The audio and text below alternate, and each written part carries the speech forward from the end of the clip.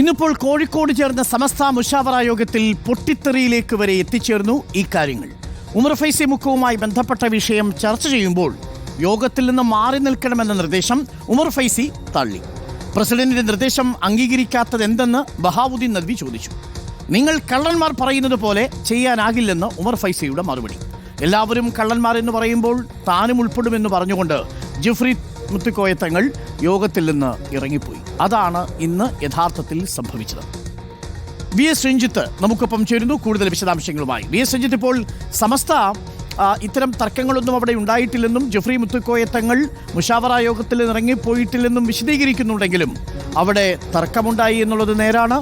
അവിടെ നടന്ന തർക്കത്തിൻ്റെ സ്വഭാവം നമ്മൾ വിശദീകരിച്ചതുപോലെയാണ് എന്നുള്ളതും വസ്തുതയാണ്. ഈ സമസ്തയിലെ തർക്കം മുശാവറ യോഗത്തിൽ വരെ പ്രതിഫലിക്കുമ്പോൾ വലിയ രീതിയിൽ ഇരു വിഭാഗങ്ങളും വിഘടിച്ചു നിൽക്കുന്നു എന്ന് വേണം തന്നെ നമുക്ക് കരുതാൻ. ഇനി വരും ദിവസങ്ങളിൽ ഇതിനി എങ്ങനെ വികസിക്കുമെന്നാണ് നമ്മൾ കരുതേണ്ടത്. V S Ranjith, very good evening.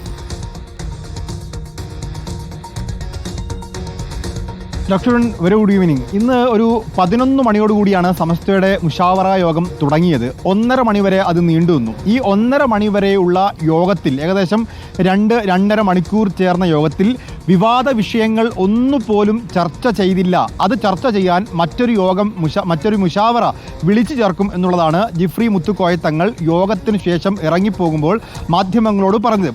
അപ്പോൾ അതിൻ്റെ കാരണം അന്വേഷിച്ചപ്പോഴാണ് നമുക്ക് മനസ്സിലാക്കാൻ സാധിച്ചത് ഈ വിവാദ വിഷയത്തിൽ ഏറ്റവും പ്രധാനപ്പെട്ടത് ഉമർ ഫൈസി മുക്കത്തിൻ്റെ പാണക്കാട് സാദിഖ് അലി ശിഹാബ് തങ്ങൾക്കെതിരായ പരാമർശവുമായി ബന്ധപ്പെട്ട വിവാദ വിഷയമാണ്. ആ വിഷയം ചർച്ച ചെയ്യുമ്പോൾ ഉമർ ഫൈസി മുക്കം മുശാവറ യോഗത്തിൽ നിന്ന് മാറി നിൽക്കണം എന്ന് ജിഫ്രി മുത്തുക്കോയ തങ്ങൾ ആവശ്യപ്പെട്ടു.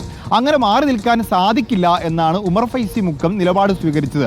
നിങ്ങൾ കുറെ കള്ളന്മാർ ചേർന്ന് യോഗം നടത്തുമ്പോൾ അതിൽ ഞാൻ മാറി നിന്നാൽ അതിൽ എന്ത് ചർച്ച നടക്കുന്നു എന്ന് മനസ്സിലാക്കാൻ സാധിക്കില്ല എന്നും അങ്ങനെ മാറി നിൽക്കേണ്ട സാഹചര്യം ഇല്ല എന്നുമാണ് ഉമർ ഫൈസി മുക്കം നിലപാട് സ്വീകരിച്ചത്.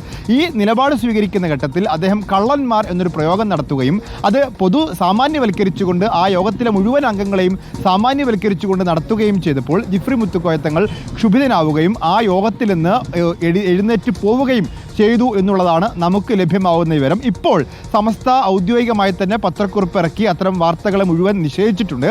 എങ്കിലും എന്തുകൊണ്ട് ഇന്നത്തെ യോഗത്തിൽ ഒരു വിവാദ വിഷയവും ചർച്ച ചെയ്തില്ല എന്നുള്ളതിന് യുക്തിപരമായൊരു മറുപടി ആ വിവാദ വിഷയങ്ങൾ ചർച്ചക്കെടുക്കുമ്പോൾ ഈ യോഗത്തിനകത്ത് വലിയ തർക്കങ്ങൾ നടന്നു എന്ന് തന്നെയാണ് മനസ്സിലാക്കാൻ സാധിക്കുന്നത്.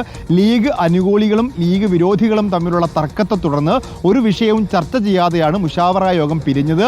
ഔദ്യോഗികമായി 1-2 കാര്യങ്ങൾ പത്രക്കുറിപ്പായി ഇറക്കിയിട്ടുണ്ട്. അത് ഈ വഖഫ് ബോർഡുമായി ബന്ധപ്പെട്ട ചില വിഷയങ്ങളും അതുപോലെ തന്നെ CIC വിഷയത്തിൽ ഹക്കീം ഫൈസി അതിർശേരിക്കെതിരായിട്ടുള്ള നിലപാട് കടുപ്പിക്കാനും ഒക്കെയാണ്.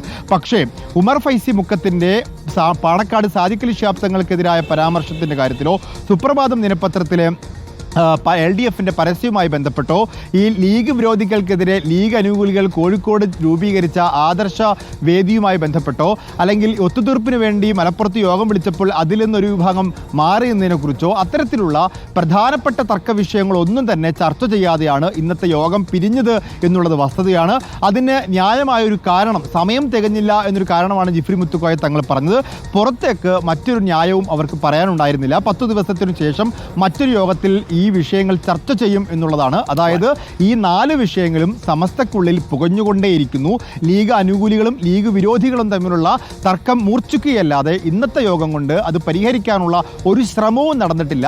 അത് കൂടുതൽ തർക്കത്തിലേക്ക് പോയി എന്ന് വേണം നമുക്ക് മനസ്സിലാക്കാൻ. ഇനി പൊട്ടിത്തെറി ഉണ്ടായിട്ടില്ല എന്ന് സമസ്ത ഔദ്യോഗികമായി വിശദീകരിക്കും പോലെയാണ് കാര്യങ്ങളെങ്കിൽ കൂടി ഈ ചർച്ച ചെയ്യപ്പെടാത്ത 4 വിഷയങ്ങളും സമസ്തക്കുള്ളിൽ പുകയുന്നു എന്ന കാര്യം നമുക്ക് ഉറപ്പിച്ചു പറയാൻ സാധിക്കും. Okay, thank you V S Ranjith. മുശാവറ യോഗത്തിൽ പോലും ലീഗ് അനുകൂലികളും ലീഗ് വിരുദ്ധരായ ഒരു പക്ഷവും ചേരിതിരിഞ്ഞ് ഏറ്റുമുട്ടി എന്നുള്ളതാണ് ഏറെ വേദനിപ്പിക്കുന്നൊരു കാര്യം. മുശാവറ യോഗം എന്ന് പറയുന്നത് സമസ്തയുടെ ഒരു പണ്ഡിത സഭ കൂടിയാണ്. അവിടെ പോലും വലിയ വിഭാഗീയത രൂപപ്പെടുന്നു എന്നുള്ള വാർത്തകളാണ് പുറത്തു വന്നുകൊണ്ടിരിക്കുന്നത്. ഇതിൽ ഇനി വരും ദിവസങ്ങളിൽ ഇതെങ്ങനെ വികസിക്കും എന്നതാണ് ഇനി നമ്മൾ കാത്തിരുന്ന് കാണേണ്ടത്.